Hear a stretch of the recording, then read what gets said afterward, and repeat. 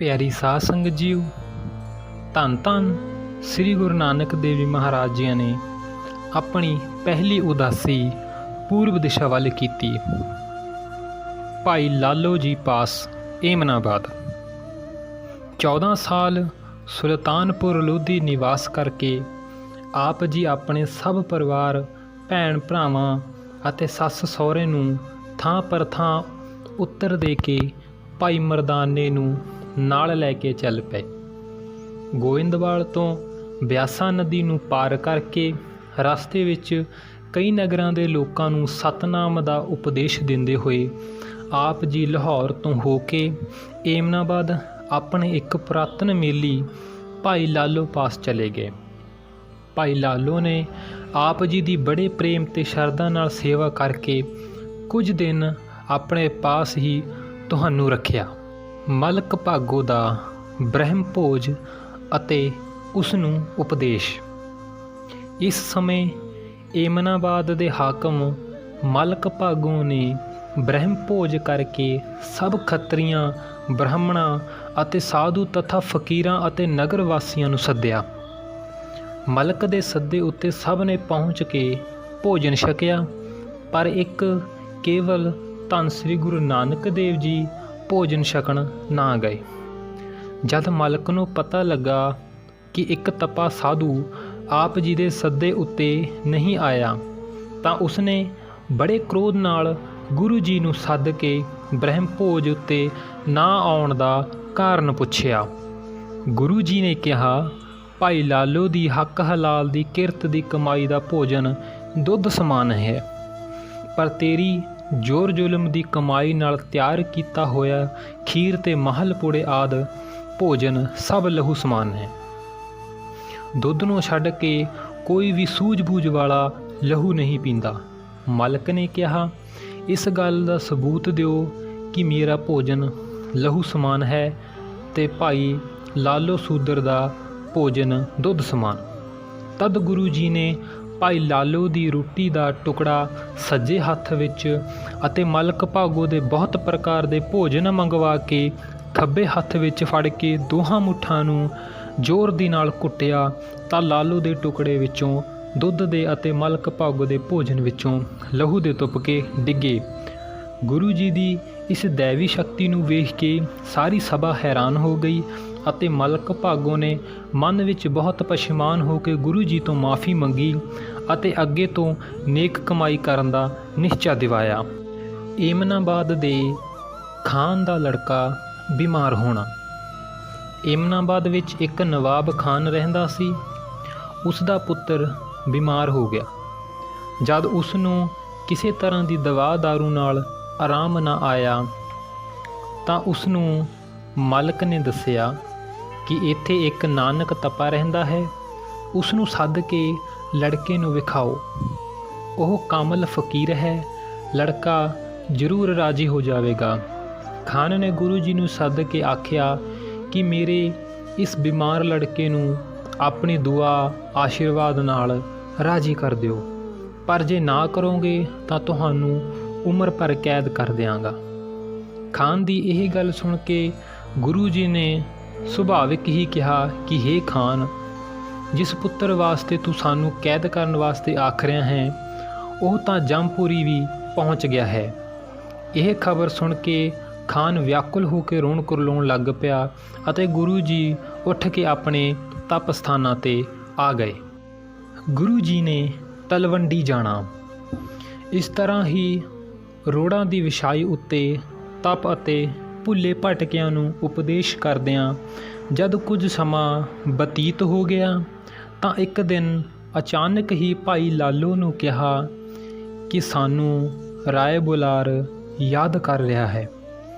ਅਸੀਂ ਉਸ ਦੇ ਪ੍ਰੇਮ ਨੂੰ ਪੂਰਾ ਕਰਨ ਵਾਸਤੇ ਤਲਵੰਡੀ ਜਾ ਰਹੇ ਹਾਂ। ਗੁਰੂ ਜੀ ਤਲਵੰਡੀ ਆਣ ਕੇ ਭਾਈ ਬਾਲੇ ਦੇ ਪਿਤਾ ਚੰਦਰਭਾਨ ਦੇ ਖੂਹ ਉੱਤੇ ਪਿੰਡ ਤੋਂ ਬਾਹਰ ਆ ਕੇ ਬੈਠ ਗਏ। ਜਿਸ ਸਮੇਂ ਮਹਿਤਾ ਕਾਲੂ ਚੰਦ ਆਦਿ ਪਰਿਵਾਰ ਨੂੰ ਪਤਾ ਲੱਗਾ, ਤਾਂ ਉਹ ਸਭ ਉੱਥੇ ਹੀ ਆ ਗਏ। ਗੁਰੂ ਜੀ ਨੇ ਸਭ ਪਰਿਵਾਰ ਨੂੰ ਉਪਦੇਸ਼ ਦੇ ਕੇ ਧੀਰਜ ਦਿੱਤੀ ਅਤੇ ਕਿਹਾ ਕਿ ਜਿਹੜਾ ਪਰਮਾਤਮਾ ਨੂੰ ਛੱਡ ਕੇ ਦੂਸਰੇ ਪਾਸੇ ਲੱਗ ਜਾਂਦਾ ਹੈ, ਉਹ ਸਦਾ ਦੁੱਖ ਪਾਉਂਦਾ ਹੈ। ਇਸ ਲਈ ਇੱਕ ਨਿਰੰਕਾਰ ਦੇ ਹੁਕਮ ਵਿੱਚ ਹੀ ਰਹਿਣਾ ਚਾਹੀਦਾ ਹੈ। ਉਪਰੰਤ ਰਾਏ ਬੁਲਾਰ ਨੇ ਆਪ ਜੀ ਦੀ ਬਹੁਤ ਪ੍ਰੇਮ ਨਾਲ ਸੇਵਾ ਕੀਤੀ ਅਤੇ ਬੇਨਤੀ ਕੀਤੀ ਕਿ ਤੁਸੀਂ ਇੱਥੇ ਆਪਣੀ ਖੇਤੀ ਕਰਾਓ, ਮੈਂ ਤੁਹਾਨੂੰ ਕਾਮੇ ਨੌਕਰ ਰੱਖ ਦਿਆਂਗਾ। ਤਦ ਗੁਰੂ ਜੀ ਨੇ ਆਪਣੇ ਇਹ ਸ਼ਬਦ ਉਚਾਰਨ ਕੀਤੇ, ਸੋਰਠ ਮਹਲਾ ਪਹਿਲਾ ਕਰ ਪਹਿਲਾ, ਮਨ ਹਾਲੀ ਕਿਰਸਾਣੀ ਕਰਨੀ, ਸ਼ਰਮ ਪਾਣੀ ਤਨ ਖੇਤ, ਨਾਮ ਬੀਜ ਸੰਤੋਖ ਸੁਹਾਗਾ, ਰਖ ਗਰੀਬੀ ਵੇਸ, ਭਾਉ ਕਰਮ ਕਰ ਜਮਸੀ, ਸੇ ਕਰ ਪਾਗਠ ਦੇਖ, ਬਾਬਾ ਮਾਇਆ ਸਾਥ ਨਾ ਹੋਏ, ਇਨਾ ਮਾਇਆ ਜਗ ਮੋਹਿਆ, ਵਿਰਲਾ ਬੂਝੈ ਕੋਇ ਰਹਾਉ। ਤਦ ਰਾਏ ਬੁਲਾਰ ਨੇ ਖੇਤੀ ਨਹੀਂ ਤਾਂ ਹੱਟੀ ਕਰ ਲਵੋ ਕਿਹਾ। ਫਿਰ ਵੀ ਗੁਰੂ ਮਹਾਰਾਜ ਜੀ ਨੇ ਆਪਣੇ ਸ਼ਬਦ ਉਚਾਰਨ ਕੀਤੇ, ਹਾਨ ਹੱਟ ਕਰ ਆਰ ਜਾ, ਸੱਚ ਨਾਮ ਕਰ ਵਥ, ਸੁਰਤ ਸੋਚ ਕਰ ਭਾੜਸਾਲ, ਤਿਸ ਵਿੱਚ ਤਿਸਨੋ ਰਖ, ਵਣ ਜਾ ਰਿਹਾ ਸਿਉ ਵਣਜ ਕਰ, ਲੈ ਲਾਹਾ ਮਨ ਹਸ। ਹੱਟੀ ਕਰਨ ਤੋਂ ਵੀ ਨਾ ਸੁਣ ਕੇ ਫਿਰ ਉਹਨਾਂ ਨੇ ਕਿਹਾ ਕਿ ਸੌਦਾਗਰੀ ਕਰ ਲਵੋ, ਘਰ ਧਨ ਆਵੇਗਾ, ਜਿਸ ਨਾਲ ਬਹੁਤ ਸੁੱਖ ਪ੍ਰਾਪਤ ਹੋਵੇਗਾ। ਤਦ ਫਿਰ ਮਹਾਰਾਜ ਜੀ ਨੇ ਆਪਣੀ ਬਾਣੀ ਉਚਾਰਨ ਕੀਤੀ, ਸੁਣ ਸਾਸਤ ਸੌਦਾਗਰੀ, ਸੱਤ ਘੋੜੇ ਲਹਿ ਚੱਲ, ਖਰਚ ਬਨ ਚੰਗਿਆਈਆਂ, ਮਤ ਮਨ ਜਾਣ ਹੈ ਕੱਲ, ਨਿਰੰਕਾਰ ਕੇ ਦੇਸ ਜਾਹੇ, ਤਾਂ ਸੁਖ ਲਹਿ ਮਹਿਲ। ਫਿਰ ਮਹਿਤਾ ਜੀ ਨੇ ਕਿਹਾ, ਜੇ ਇਹ ਕੰਮ ਨਹੀਂ ਕਰਨਾ ਤਾਂ ਰਾਜੇ ਦੀ ਨੌਕਰੀ ਕਰ ਲਵੋ, ਪਰ ਇਹ ਫਕੀਰੀ ਬਾਣਾ ਉਤਾਰ ਦਿਓ। ਮਹਾਰਾਜ ਫਿਰ ਆਪਣੇ ਸ਼ਬਦ ਉਚਾਰਨ ਕਰਦੇ ਹਨ ਕਿ ਲਾਏ ਚਿੱਤ ਕਰ ਚਾਕਰੀ, ਮਨ ਨਾਮ ਕਰ ਕੰਮ, ਬੰਨ ਬੰਦੀਆਂ ਕਰ ਤਾਵਣੀ, ਤਾਂ ਕੋ ਆਖੈ ਧਨ, ਨਾਨਕ ਵੇਖੇ ਨਦਰ ਕਰ, ਚੜੈ ਚਬ ਗੁਣ ਵੰਨ। ਰਾਏ ਬੁਲਾਰ ਨੂੰ ਉਪਦੇਸ਼।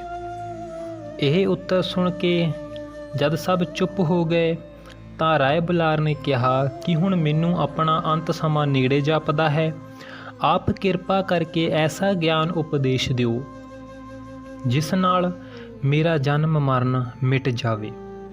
ਗੁਰੂ ਜੀ ਨੇ ਬਚਨ ਕੀਤਾ ਕਿ ਇਸਤਰੀ ਪੁੱਤਰ ਤੇ ਰਾਜ ਭਾਗ ਤਦ ਤੱਕ ਹੀ ਤੇਰੇ ਹਨ ਜਦ ਤੱਕ ਤੇਰੇ ਸਰੀਰ ਵਿੱਚ ਬੋਲਣ ਵਾਲੀ ਚੇਤਨ ਸ਼ਕਤੀ ਹਾਜ਼ਰ ਹੈ। ਇਨ੍ਹਾਂ ਦੀ ਹੰਗਤਾ ਸਭ ਬੰਧਨ ਰੂਪ ਹੈ। ਤੂੰ ਆਪ ਸਦਾ ਹੀ ਸੱਚ ਸਰੂਪ ਚੇਤਨ ਜਨਮ ਮਰਨ ਤੋਂ ਰਹਿਤ ਹੈ। ਤੂੰ ਆਪਣੇ ਇਸ ਸ਼ੁੱਧ ਸਰੂਪ ਦਾ ਧਿਆਨ ਧਰ, ਤੇਰੀ ਕਲਿਆਣ ਹੋ ਜਾਏਗੀ। ਆਪ ਜੀ ਦਾ ਇਹ ਉਪਦੇਸ਼ ਸੁਣ ਕੇ ਰਾਏ ਬੁਲਾਰ ਨੇ ਨਮਸਕਾਰ ਕਰਕੇ ਆਖਿਆ ਕਿ ਆਪ ਜੀ ਦੀ ਕਿਰਪਾ ਨਾਲ ਹੁਣ ਮੈਂ ਆਪਣੇ ਸਰੂਪ ਦੇ ਭੇਦ ਨੂੰ ਜਾਣ ਲਿਆ ਹੈ, ਮੇਰੇ ਭਾਗ ਧਨ ਹੋ ਗਏ ਹਨ। ਸੱਜਣ ਠੱਗ ਨੂੰ ਉਪਦੇਸ਼। ਇਸ ਤਰ੍ਹਾਂ ਆਪਣੇ ਮਾਤਾ ਪਿਤਾ ਅਤੇ ਰਾਏ ਬੁਲਾਰ ਆਦਿ ਨੂੰ ਮਿਲ ਕੇ ਕੁਝ ਦਿਨ ਉਪਰੰਤ ਗੁਰੂ ਜੀ ਭਾਈ ਬਾਲੇ ਮਰਦਾਨੇ ਨੂੰ ਨਾਲ ਲੈ ਕੇ ਤਲਵੰਡੀ ਤੋਂ ਤੁਰ ਪਏ ਅਤੇ ਰਾਵੀ ਨਦੀ ਨੂੰ ਪਾਰ ਕਰਕੇ ਮੁਲਤਾਨ ਵੱਲ ਚਲੇ ਗਏ। ਰਸਤੇ ਵਿੱਚ ਆਪ ਜੀ ਨੂੰ ਪਤਾ ਲੱਗਾ ਕਿ ਤੁਲੰਬਾ ਨਗਰ ਜ਼ਿਲ੍ਹਾ ਮੁਲਤਾਨ ਵਿੱਚ ਇੱਕ ਸੱਜਣ ਨਾਮ ਦਾ ਠੱਗ ਰਹਿੰਦਾ ਹੈ, ਜਿਹੜਾ ਯਾਤਰੂਆਂ ਨੂੰ ਰਾਤ ਸਮੇਂ ਵਿਸ਼ਰਾਮ ਅਤੇ ਰੋਟੀ ਪਾਣੀ ਦੀ ਸੇਵਾ ਕਰਨ ਦੇ ਬਹਾਨੇ ਆਪਣੇ ਵਿਸ਼ਰਾਮ ਘਰ ਵਿੱਚ ਡੇਰਾ ਕਰਕੇ ਲੁੱਟ-ਪੁੱਟ ਲੈਂਦਾ ਹੈ।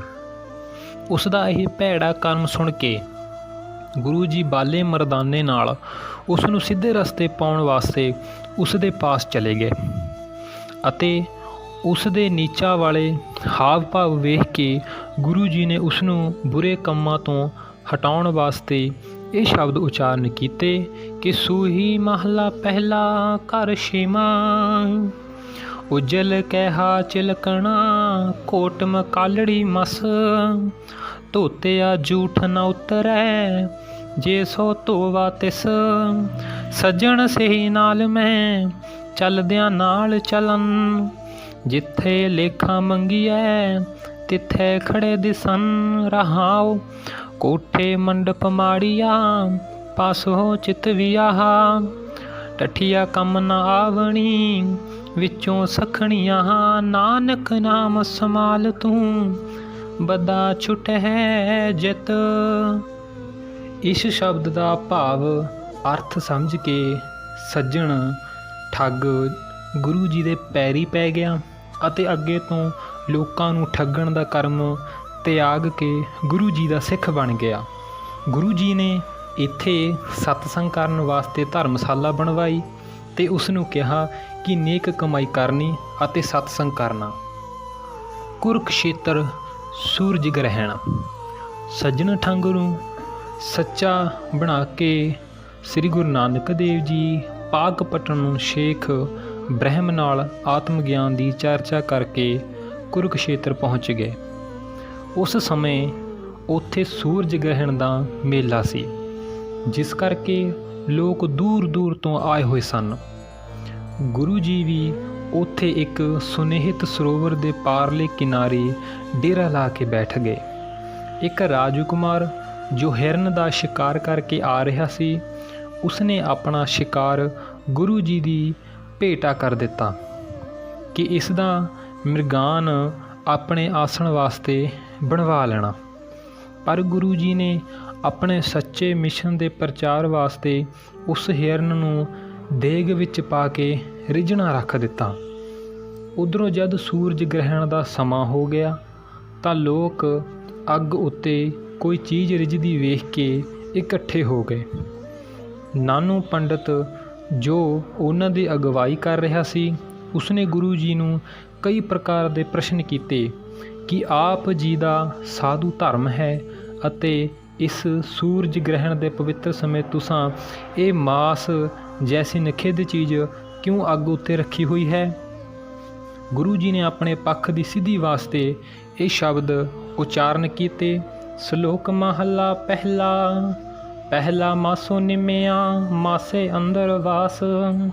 ਜਿਉ ਪਾਏ ਮਾਸ ਮੋਹ ਮਿਲਿਆ ਹੱਡ ਚਮ ਤਨ ਮਾਸ। ਮਾਸੋਂ ਬਾਹਰ ਕੱਢਿਆ ਮਮਾ ਮਾਸ ਗਿਰਾਸ।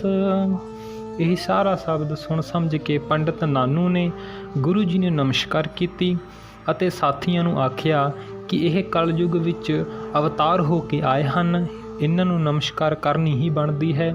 ਹੁਣ ਇਸ ਸਥਾਨ 'ਤੇ ਇੱਕ ਸਧਾਰਨ ਜਿਹਾ ਗੁਰਦੁਆਰਾ ਪਹਿਲੀ ਪਾਤਸ਼ਾਹੀ ਕਰਕੇ ਪ੍ਰਸਿੱਧ ਹੈ।